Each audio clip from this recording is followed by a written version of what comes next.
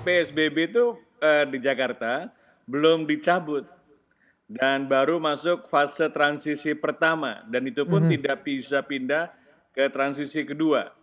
Dan sekarang kita ketatkan lagi, itu juga tidak harus sama seperti yang dahulu. Jadi ini suasananya berbeda. Jadi pengetatan itu diperlukan karena kondisinya sudah agak memprihatinkan, di mana angka positifnya sangat tinggi sekali dan kapasitas layanan kita sudah mulai penuh. Dan ini menurut saya perlu dilakukan segera. Kalau tidak, itu akan menjadi bumerang bagi kita semua. Ini keputusan yang menurut saya tepat sekali karena kita harus bisa mengendalikan pandemi sebelum kita memulihkan ekonomi. Jadi itu kan perintah presiden juga. Jadi janganlah itu dikontradiksi bahwa kita akan mematikan ekonomi. Sebenarnya kita memperbaiki ekonomi dengan mengendalikan pandemi terlebih dahulu. Mhm. Pak Pandu, tapi dengan melihat penambahan kasus positif di DKI Jakarta yang setiap hari juga lebih dari 1.000 kasus, Anda melihat seberapa efektif sebenarnya upaya-upaya yang dilakukan selama ini oleh Pemprov DKI Jakarta untuk menekan angka positif COVID-19? Iya, selama ini kan terjadi pelanggaran besar-besaran dari sebenarnya transisi itu 50% warga terutama pekerja itu harus tetap 50% bekerja di kantor, 50% di rumah. Tapi sebagian besar sudah pulih kembali. Tidak heran terjadi peningkatan besar-besaran pada klaster kantor. Dan kantor itu kan tempat bekerja, salah satu tempat bekerja kantor.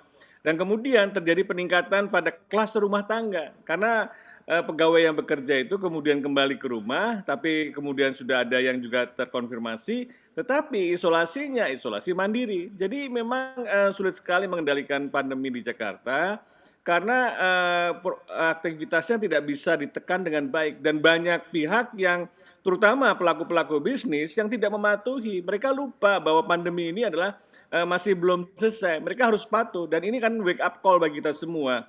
Bukan hanya untuk mengetatkan, tapi juga harus tahu bahwa kalau kita mau melakukan aktivitas, maka bayarannya apa? Bayarannya adalah perilaku penduduk.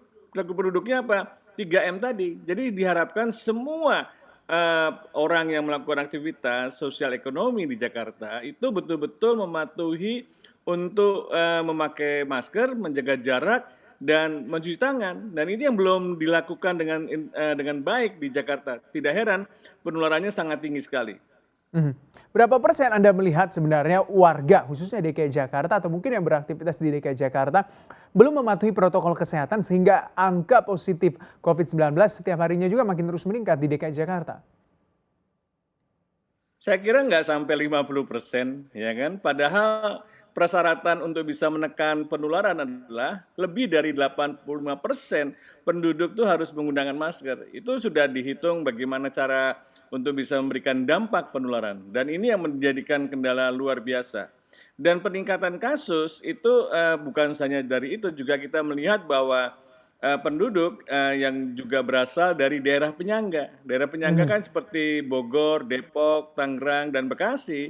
Ini juga masih sangat tinggi mobilitasnya dan menurut saya pembatasan ini harus juga diikuti oleh penyangga daerah tersebut. Kalau tidak, mereka akan juga mengalami masalah yang sama seperti di Jakarta.